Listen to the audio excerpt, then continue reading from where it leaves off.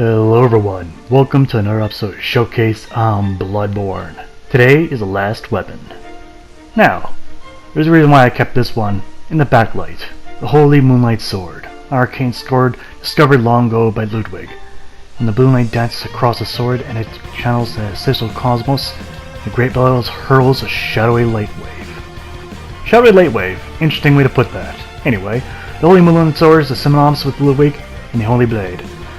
The few have ever set eyes on the Great Blade and whatever guidance it has to offer seems to be a very private, elusive sort. So it could be Ludwig being, a nutcase, but it could also mean that, it's sentient. Probably the former. Now, visually in its base form, it looks like any other great sword. A claymore, a bastard sword, it's up to you. It looks like a standard sword. Standard hilt, standard everything, maybe lacking a large pommel, but whatever. It has bandage wrap around it, could be a sign of it sealing its power. But no matter. It is quite nimble, quite versatile, and still pretty damn effective, even in its base form. But of course, no one's here for the base form. We all want to see the transformation. So one press of a button, and boom, its former glory is restored. And it becomes the Holy Moonlight Sword. So, even though the Moonlight Sword and other Souls games are more green, this one's more of a bluish green. More like moonlight, as the description actually reads. Alright, so the Moonlight Greatsword. It belongs in all the Soul games, King's Field, Armored Core, even a mention in Enchanted Arms. It's a lot of places. Some of those are not even Souls properties. So yeah, it's quite everywhere. What's the reference, what's the gig? I actually don't know. It seems like it's referencing older games whenever they introduce this weapon. But in Souls games, it's almost become tradition. And at the time, Synchro's Shadows Die Twice has yet to be released, and I have no doubt they'll probably throw some mention it somewhere in that game. Either in the background, an equipable weapon, who knows, maybe your villain will wield it. I don't know. Only time will tell. Either way, it's a kick-ass sword. And it's also one of the most unbalanced weapons in this game. More on that later. Now, let's go on to the animations, starting off with the base form. The normal attack, you see the heavy swings, left to right, standard sword attacks, kind of what you expected for a great sword. The power attack is a heavy stab, pretty standard, lots of thrust damage. The charged heavy attack is a heavier thrust, pretty normal. Then the light step back attack is kind of like a heavy chop, bringing it right on your opponent. And then the heavy step back attack, you see it's a heavy uppercut, pretty quick. Pretty nice. Alright, then you got the light rolling attack, which is a slice. I would expect a stab or whatever. And of course the heavy rolling attack is the same as always. Nothing new. Then you got the plunge attack, which is using the weapon like an axe and drop it on your opponent's head. Then you got the transformation attack. So, there's a reason why I got my stats turned on, you'll see in a second. Okay, normal attack. You can see it's pretty much a more heavier lumbering combos in multiple angles. The heavy attack, though, shoots a fucking beam of light. This consumes one Quicksilver bullet. So yeah, this is a projectile attack. And you got the, of course, the charged version, which is just another heavier wave. So yeah. So you can follow these up pretty consistently and have a lot of attacks. Of course, it drains your Quicksilver bullets quickly. Anyway, here's a light step attack. You can see it's just a standard chop, dropping the giant blade on your opponent. Light step back attack, you see is another light wave. A quicker one, if you will. Light rolling attack, you see is a quick slice, and of course the heavy rolling attack is no different from the normal one, which will shoot a standard beam. Alright. Next you got the L2 attack. You see here is a kind of a pulse wave. Consumes one Quicksilver bullet, but it's quite a large area of effect. And of course the plunge attack causes another wave out, nice and quick. Alright, now I drained all my bullets. Why? Well, the blade still operates, just doesn't shoot anything. That's the standard strong attack, and there's a charge attack, and you see it does nothing. This will now only do 70% of the arcane damage listed in this weapon, and you have no Quicksilver bullets. Still usable weapon, just, no pizzazz to it. And of course if you use blood bullets, they work just the same as any other Quicksilver bullet. And just like that, it's back in action. Now I got the switchback attack, which causes kind of like a small arcane explosion. Neat. Alright, time for stats and upgrades. Now, the base stats, you can see that the raw physical damage is 90, with a follow-up of 63%, or 63 damage. And then you got a built-in arcane, which is 50, and half that at 23. So pretty darn good for overall stats. That puts most weapons already out of the same grade. Going on to special stats, you can see we got 1 Quicksilver Bullet use, which is pretty much all the arcane moves, and then 250 durability, which is plenty. Now for scaling, you got a D for strength, D for skill, and C for arcane. And the trait requirements you'll need is 16 strength, 12 dexterity, and 14 arcane. And all my stats are 45 as a base example.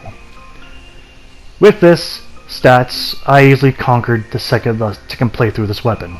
Easily. And you'll see why. But first, let's go on to the upgrade. Now, for every upgrade, you can see you can get quite a good bit of physical damage and a good decent amount of arcane damage. And already the strength went to a C.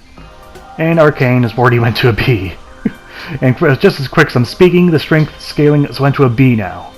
So yeah, pretty good. And now, at this next upgrade, the frickin' skill went to a C. So this weapon scales wonderfully. This weapon, as I mentioned earlier, is not balanced. I played the entire first playthrough using Ludwig's Holy Blade. That was powerful. I was really used to that. But when I actually got the DLC of the Old Hunter and got the Holy Moonlight Sword, that changed. In the second playthrough, I destroyed everything with that blade. You'll see in the performance. And also should be mentioned that you cannot change the nature of this weapon with bolt or anything else, but it doesn't even need that. Now, on performance, base damage, well, it's as you expected. Plenty powerful enough. Good enough. With no blood gems, that's plenty of damage right there. But let's take it a bit step up and just use this attack, and that never gets old to send people flying like that. So yeah, the L2 is a very powerful attack, and it's mainly a derivative of physical damage than it is arcane. But the beams you shoot are purely arcane damage. It's always wise to keep that in mind. So, plenty of damage there. Let's go against one of the executioners. Well, for me, I always like to shoot beams at them, because he doesn't do a whole lot of damage at the guard, but if you follow up that beam, yeah, it does... Yeah, this damage, this is without any blood gems. Any blood gems at all. Yeah. Moving on, the gun's little armored buddies. Standard damage, not so much. They have armor. But a thrust attack does do heavy damage to them, even more so if you charge that up. But now the question is, do the arcane damage do any better? Well, vaguely. A little bit. I won't say a huge amount, the L2 does plenty of damage, but it's just as much as you would charge the normal attack, so these guys do have some defenses. So, standard version's better. But still, fighting against the Battle Maiden, when you shoot fucking beams of moonlight at her, makes the fight rather short and very easy.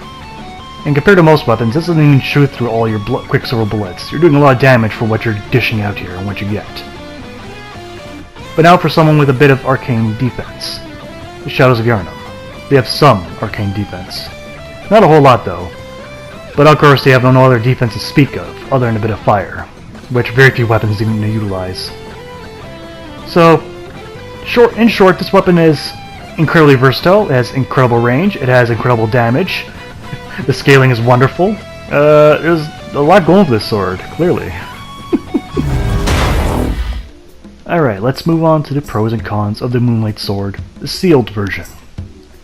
Now, for pros, this weapon is pretty much overall good to average. It's fairly good, like, you know, it's excellent in most combat situations. It'll do the job. Where Ludwig's Holy Sword transforms to a great sword, the base form of the Holy Moonlight Sword kind of matches that almost, in my opinion. Almost. So yeah, excellent in a lot of categories, not to mention it has 50% of that arcane spell damage built in when you're just using this form. So that's pretty much good scaled for pros. On the cons, it lacks a lot of the pizzazz of its transform counterpart, but that's not a huge deal. Now it is a boss weapon, so you do have to defeat the boss carrying it, but there are ways to get that. It's not a huge deal. So yeah, that's kind of the cons. Very few cons, if you ask me. So, the score for the Moonlight Sword, the sealed version, damage I give a 7 out of 10. Fairly solid at damage. Reach, I'm going to give that a 7 out of 10 as well. It's standard reach, it's a great sword. And the thrust has plenty long reach there and stabbing range. Animation, a 7 out of 10. Fluid animations, but maybe it is a bit biased on my part as I'm very comfortable with great swords from the Souls games. So take that as you will. Bonus, an 8 out of 10. Guys, you get all the basic scaling plus 50% of that arcane damage, and it's plenty strong. You got excellent scaling across the board. Miscellaneous, a 7 out of 10. This weapon can be applied to a majority of the situations you'll find yourself in, and it'll come out just fine. So in total, I give the Moonlight Sword, the sealed version, 36 out of 50. It's excellent by itself. Just the base version. Alright, let's move on to the pros and cons of the Holy Moonlight Sword. On the pros, the weapon's incredibly unbalanced. It is far too powerful compared to everything else in the game, in my opinion. Do I need another pro for this? Do I need to follow it up? It shoots beams of light. There we go. On the cons, it's the same cons as earlier, it's just trying to acquire the weapon. You had to defeat a rather tricky boss, but not too difficult.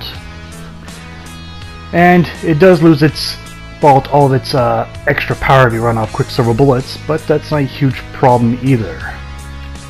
So yeah. And I guess I could put as a con, the weapon truly flourishes only with an arcane build. But anyway, let's move on to the score, which I knew this moment was coming. Okay, score for the Holy Moonlight Sword. Damage? Well, it clearly gets a 10 out of 10. You don't believe me now, you'll believe me after we're done here. Reach? Well, only weapons with projectile attacks get a 10 out of 10. Animation? A 10 out of 10! With these fluid animations for all entire weapon, nothing is too terribly slow. Everything is overpowered as shit. Bonus gets a 9 out of 10. It has excellent scaling almost across the board. The only thing it doesn't scale is blood tinge, and it's because it's not a gun. It's almost a gun. Almost. Miscellaneous, I give it an 8 out of 10. Because it's going to carry you through the entire game if you have it. You have the right build for it. It will do everything. You need to rely on those Quicksilver bullets, which can be a problem in extended areas, but it's not a huge thing that can't be solved.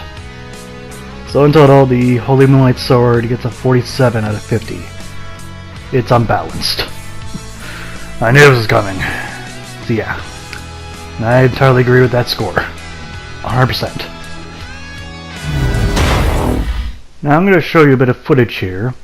What this is my build when I have purely everything put into physical.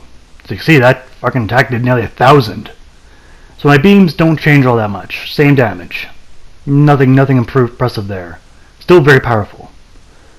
But this is not the build I used. You can see there I got 400 physical damage, but no. I was curious to see how much damage it would have done with the gems I've done from when I played it using it back then to now. So it's plenty powerful, yes. But no. I'm going to use 2 other gems. And arguably you probably want to use the Uncanny version to get more of these gems in there. But you want arcane gems in. You want to buffer that arcane damage as much as possible. At least in my opinion, how I use this weapon. So I sacrificed half of my bonus damage there for only 60 arcane. Now, on paper, this sounds like a stupid idea. I just sacrificed 200 plus physical damage in scaling for only 60 arcane. There's a reason for that. Watch.